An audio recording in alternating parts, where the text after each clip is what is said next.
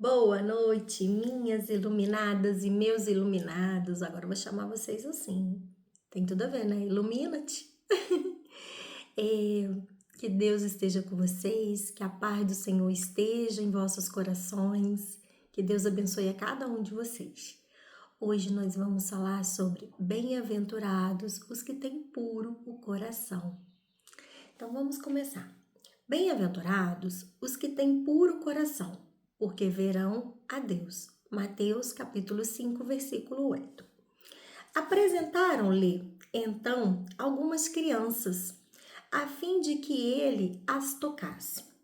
E como seus discípulos afastassem com palavras ásperas os que lhes apresentavam, Jesus, vendo isso, zangou-se e lhes disse: Deixai vir a mim as criancinhas, e não as impeçais, porquanto o reino dos céus é para os que se lhes assemelham. Digo-vos em verdade, que aquele que não receber o reino de Deus como uma criança, nele não entrará. E depois de as abraçar, abençoou-as, impondo-lhes as mãos. Marcos, capítulo 10, versículo 13 a 16. Jesus aqui, ele quer nos explicar que as crianças, elas são puras, elas são inocentes, né? Elas não têm maldade no coração.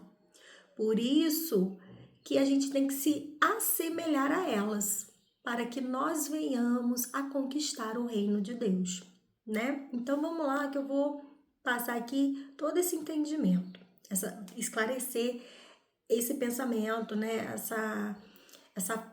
Essa dita, né, de Jesus para os seus discípulos naquela época. A pureza do coração é inseparável da simplicidade e da humildade.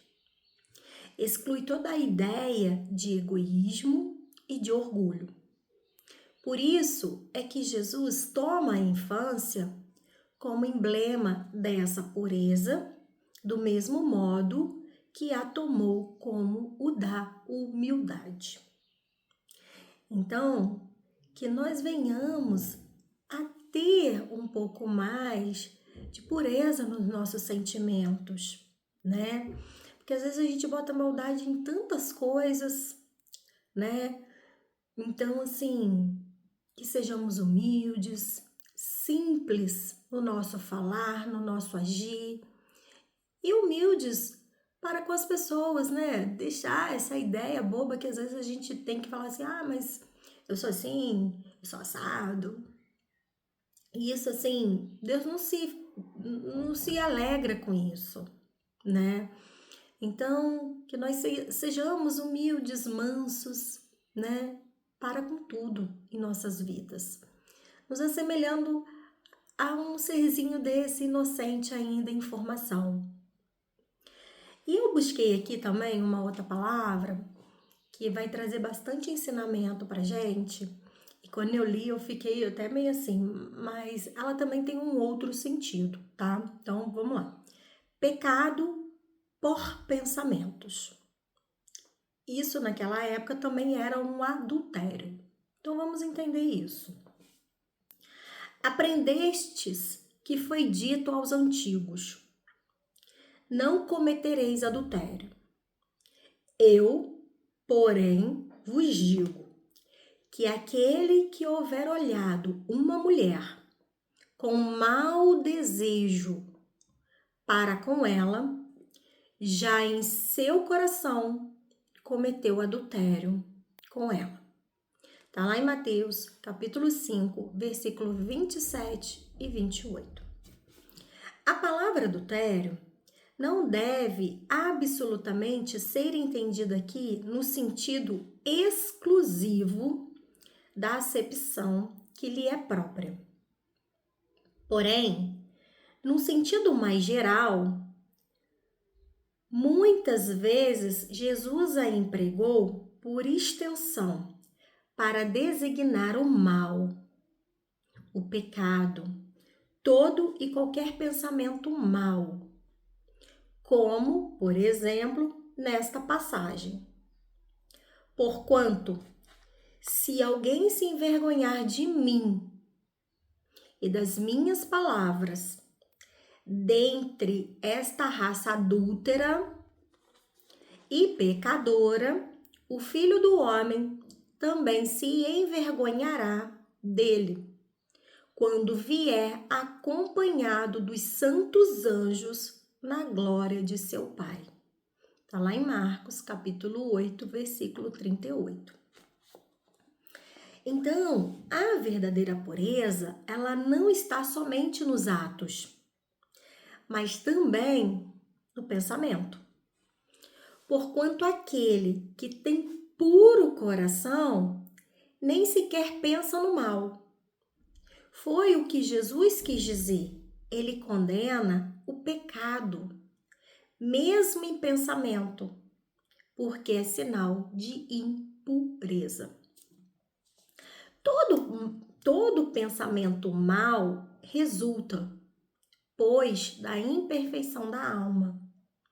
Mas, de acordo com o desejo que alimenta de depurar-se, mesmo esse mau pensamento se lhe torna uma ocasião de adiantar-se, porque ela o repele com energia. Então, a gente tem que repelir todo o mau sentimento, o mau pensamento, com toda a força do nosso ser.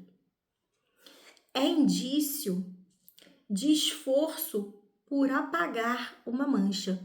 Então, a gente tem que se esforçar para a gente tirar isso da nossa vida, né? Para a gente se manter limpo. Não cederá se apresentar a oportunidade de satisfazer a um mau desejo. Depois que haja resistido, sentir-se-á mais forte e contente com a sua vitória. Gente, é tão bom quando a gente sabe que a gente tem um defeito e vem uma oportunidade da gente, né, trabalhar isso. Vem alguma pessoa e fala alguma coisa para nos espezinhar, ou vem falar da vida alheia, e você sabendo que você tem aquilo que você quer trabalhar para aquilo não estar mais dentro de você, e você consegue segurar, né, esse ímpeto, às vezes de falar algo, de responder à altura, e no final é tão gratificante, gente. Isso já aconteceu várias vezes comigo. Eu sou muito explosiva. Quem me olha assim acha que eu não sou. Acha que eu sou calmaria. Não sou. E Deus sempre me fala para eu ter o silêncio, às vezes, diante de algumas situações. E isso para mim é muito difícil, porque às vezes eu quero falar, eu quero botar para fora. E muitas das vezes eu fui testada nisso. De eu me silenciar, de eu me calar. E aí, naquele momento, pra mim, ficava aquele negócio me corroendo. Eu tenho que falar, eu tenho que responder. Só que toda vez que a gente faz isso, depois que passa o tempo que você bota a cabeça no lugar, o que acontece? Você se arrepende. Você fica mal. O dia fica ruim, né? E eu aprendi, cara, quando eu aprendi a fazer isso, é tão libertador, é tão gostoso, que você depois fica rindo, você fala assim, caraca, eu consegui, sabe? Você sente orgulho de você, por você ter conseguido fazer algo de bom pra você, porque primeiro é pra gente. Cara, é tão libertador, se vocês soubessem, a gente tem que praticar mais isso. Eu tenho praticado. Mas é muito bom, muito bom, muito bom. No final você fica feliz com você fala assim, cara, não é tão difícil. É prática. Você tem que ir trabalhando. Você vai dia após dia. Você engole o sapinho ali, você fica aqui quietinho, mas depois você vai pro cantinho e ora. Eu aprendi isso também. É pedir para Deus te dar sabedoria, sabe? Senhor, tira isso de mim, me dá sabedoria para lidar com essa situação. Cara, Deus sempre responde. Vamos continuar aqui. Aquela que, ao contrário, não tomou boas resoluções, procura ocasião de praticar o mau ato e, se não o leva a efeito, não é por virtude da sua vontade, mas por falta de ensejo.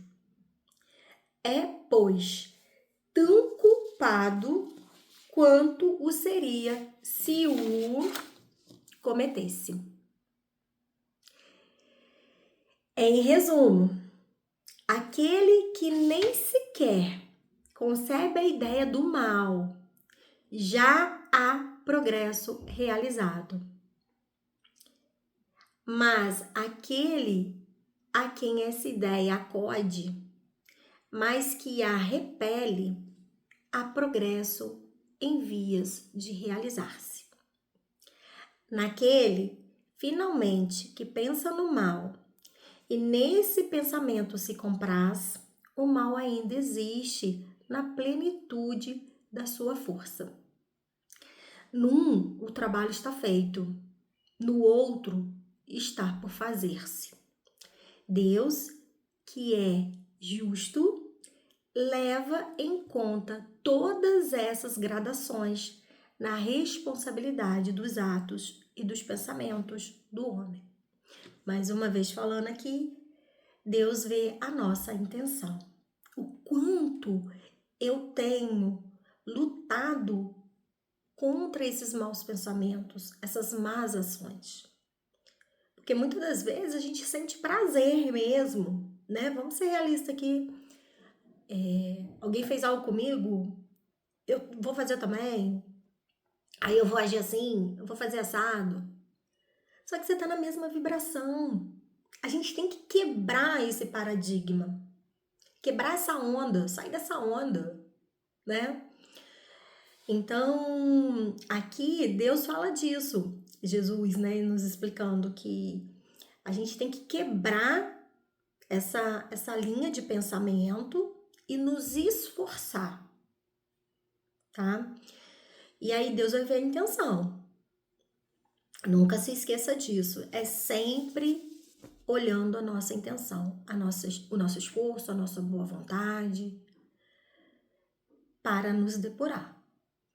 Aí eu também peguei aqui uma outra parte que fala sobre essa pureza do coração. Que aí agora entra assim, ó, verdadeira pureza. Mãos não lavadas.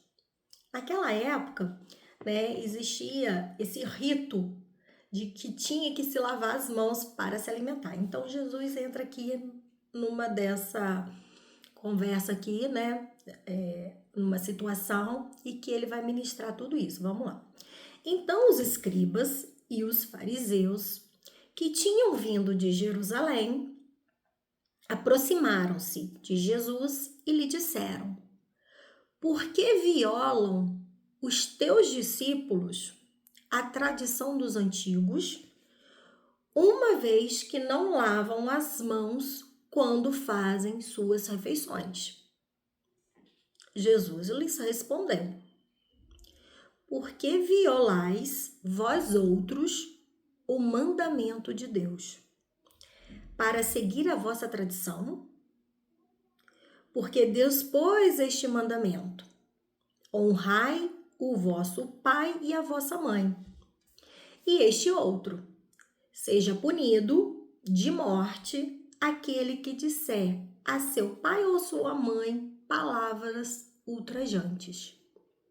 E vós outros, no entanto, dizeis: aquele que haja dito a seu pai ou a sua mãe: toda oferenda que faço a Deus vos é proveitosa, satisfaz a lei. Ainda que depois não honre, nem assista a seu pai ou sua mãe, tornam assim inútil o mandamento de Deus pela vossa tradição. Hipócritas, bem profetizou de vós Isaías, quando disse: este povo me honra de lábios, mas conserva longe de mim o coração. É em vão que me honram, ensinando máximas e ordenações humanas. Depois, tendo chamado o povo, disse: escutai e compreendei bem isto. Não é o que entra pela boca que macula o homem. O que sai da boca do homem é que o macula. O que sai da boca do homem procede do coração. E é o que o torna impuro o homem. Porquanto do coração é que partem os maus pensamentos, os assassínios, os adultérios, as fornicações, os latrocínios, os falsos testemunhos, as blasfêmias e as maledicências. Essas são as coisas que tornam impuro o homem. O comer sem haver lavado a mão não é o que o torna impuro.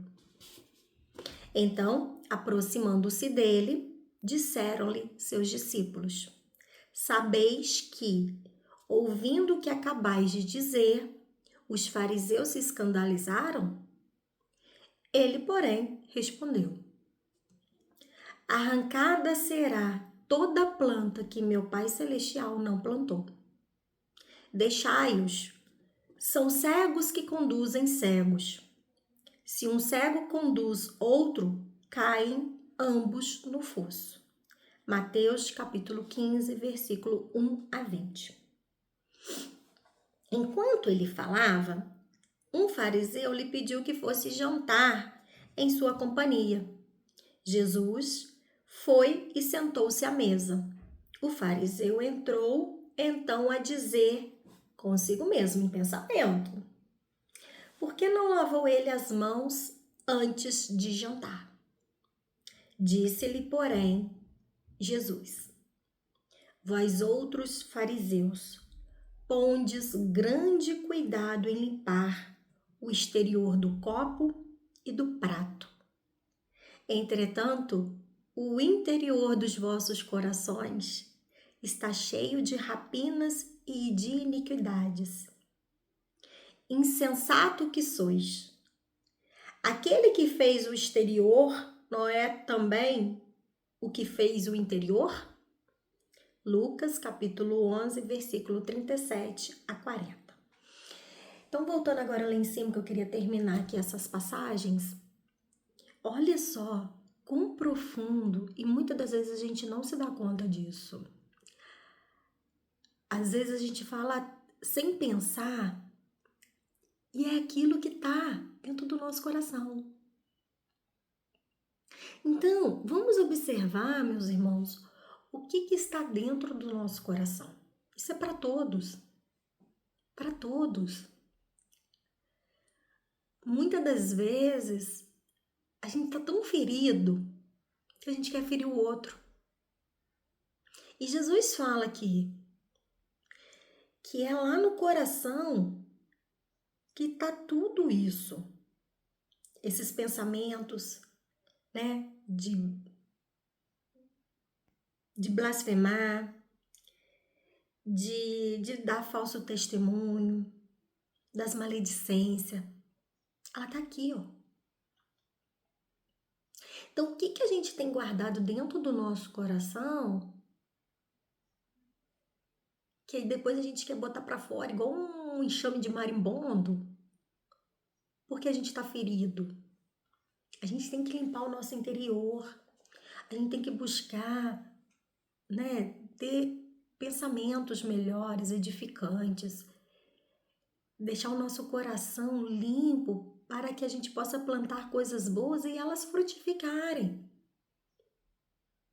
Eu tenho visto tantas pessoas assim falando que tá tão triste com algumas coisas, tão desgostosas com alguma coisa. Gente, eu encontro isso diariamente na rua.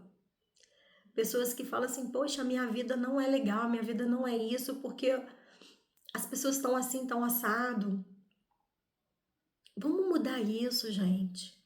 Vamos quebrar essa onda mental, essa vibração que a gente tem surfado.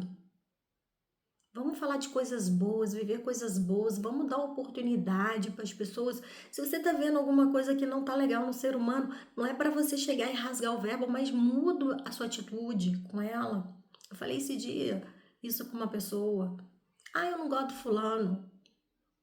Eu falei, cara, mas você trabalha aqui, você vive mais tempo aqui. Você tá mais tempo com a pessoa do que com seus parentes, com seu filho, com seu marido, dentro da sua casa. Então, torna você, o seu ambiente de trabalho melhor. A convivência com essa pessoa melhor. Eu não estou dizendo que ele tem que ser seu amigo, viver na sua casa. Mas dá um bom dia. Olha dentro do olho da pessoa e fala assim, poxa, bom dia.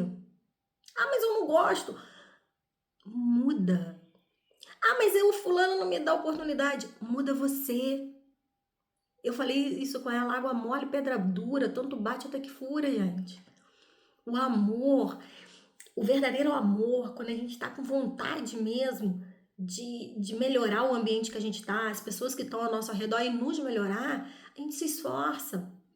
Aí você vai falar assim, ah, mas hoje eu falei, a pessoa nem olhou na minha cara. Tá, mas hoje é o primeiro dia. Tenta o segundo, tenta o terceiro, uma hora a pessoa vai olhar e fala assim, nossa, fulana tá tão simpática comigo, ou fulano tá tão simpático. Quebra, porque as pessoas criam também algo sobre nós que não é verdadeiro, ou que você também está ajudando a pessoa a ter aquele pensamento com você. Então vamos quebrar isso, né? É trabalhoso, é árduo, mas vamos lá, a gente consegue. Os judeus haviam desprezado os verdadeiros mandamentos de Deus para se aferrarem à prática dos regulamentos que os homens tinham estatuído e da rígida observância desses regulamentos. Faziam casos de consciência. Como fosse muito mais fácil praticar atos exteriores do que se reformar moralmente. Lavar as mãos do que expurgar o coração. Iludiram-se a si próprios, os homens, tendo-se como kits para com Deus, por se conformarem com aquelas práticas, conservando-se tais quais eram, visto se lhes ter ensinado que Deus não exigia mais do que isso. Daí o haver dito profeta, é em vão que este povo me honra de lábios, ensinando máximas e ordenações humanas. Então Deus não está preocupado com nossos cultos exteriores. Lógico, a gente tem que estar limpinho, a gente, né? Mas Deus quer saber daqui, ó. O que eu tenho transformado dentro de mim? O que eu tenho limpado? Feito uma faxina dentro de mim? Como a gente limpa a nossa casa, né? A gente tem que limpar o nosso interior. E também tem uma passagem também que fala, né? Tá Marta e Maria lá, Jesus chega. A Marta tá tão preocupada em limpar a casa, em servir eles, enquanto Maria tá ali sentadinha, escutando tudo. E Jesus vai e chama ela, fala, Marta, Maria tá fazendo certo. Ela tá aqui me escutando. E você poderia estar fazendo o mesmo. Não que não é necessário, não é importante, né, ter a limpeza. Não é isso, mas aproveita enquanto estou aqui, né? Então, assim, vamos faxinar as coisas ruins, mas vamos dar também importância às coisas que realmente importam, que são as coisas de Deus, né? A gente seguir essa lei, a gente estudar o evangelho. Gente, aqui não é sobre religião, cada um tem a religião que quer. Eu acho que cada um tem que estar naquela que lhe faz melhor, né? Eu até busquei depois uma parte aqui, eu vou falar, que eu acho que isso é muito importante, porque hoje em dia as pessoas brigam tanto por causa de religião. Ah, porque a minha é melhor. Não vou entrar aqui agora nesse mérito, depois eu vou ler aqui uma partezinha sobre isso que eu achei importante. Eu tinha tirado, mas vou voltar para colocar, porque eu achei isso muito importante. Então, assim, a gente tem que se melhorar, beleza? Verificou-se o mesmo com a doutrina moral do Cristo, que acabou por ser atirada para segundo plano, donde resulta que muitos cristãos, a exemplo dos antigos judeus, consideram mais garantida a salvação por meio das práticas exteriores do que pelas da moral. É a essas adições feitas pelos homens à lei de Deus que Jesus alude quando diz: arrancada será toda planta que meu Pai Celestial não plantou. E aí agora eu vou falar porque está escrito aqui e eu vou voltar nesse trechinho sobre a religião. O objetivo da religião é conduzir a Deus o homem. Ora, este não chega a Deus senão quando se torna perfeito. Logo, toda religião que não torna melhor o homem não alcança o seu objetivo. Então, por isso que eu falo, cada um tem que ter sua religião, mas ele tem que estar nela para se tornar melhor. E não para ficar gritando aos quatro cantos que a dele que é melhor. É você que tem que ser melhor. Se você tá na sua e tá te fazendo melhor, entendeu? Porque na hora que a gente vai lá com o Papai do Céu, Deus não vai falar assim, poxa, legal, você tava lá pregando e querendo que todos fossem. E você? O que você fez para você? Ela te tornou melhor? É assim que eu penso. Eu sempre penso, quando eu estiver frente a frente, né, com Deus, com Jesus, o que ele vai falar para mim? Porque ele vai me perguntar. Eu penso assim, e aí, minha filha, como que foi? Aí eu vou falar, só que aí ele tem um telão Ultra HD, 4K, sei lá, que eu não entendo muito de tecnologia, ele vai abrir e falar assim, aqui ó, vamos lá, vamos rever aqui. E aí? Né? Então vamos sempre nos tornar melhores, independente de religião, gente. Vamos nos unir. Cristo quer que a gente seja unidos numa só consonância, que é o amor, tá? Então, deduz-se, pois, dos ensinos de Jesus, que impureza de coração não significa apenas malícia e abuso dos prazeres sexuais, mas também a vaidade, o orgulho, o interesse egoísta e outras falhas morais, cujas manchas são bem mais difíceis de remover do que aquelas existentes na superfície das coisas. Dizendo que o reino dos céus é para os que se assemelham às crianças, quer com isso dar a entender que, enquanto não alijarmos de nós os pensamentos vulgares, a linguagem descuidada e as ações desonestas, adquirindo a candura, a humildade e a simplicidade personificada na infância, não estaremos em condições de comparecer à presença de Deus.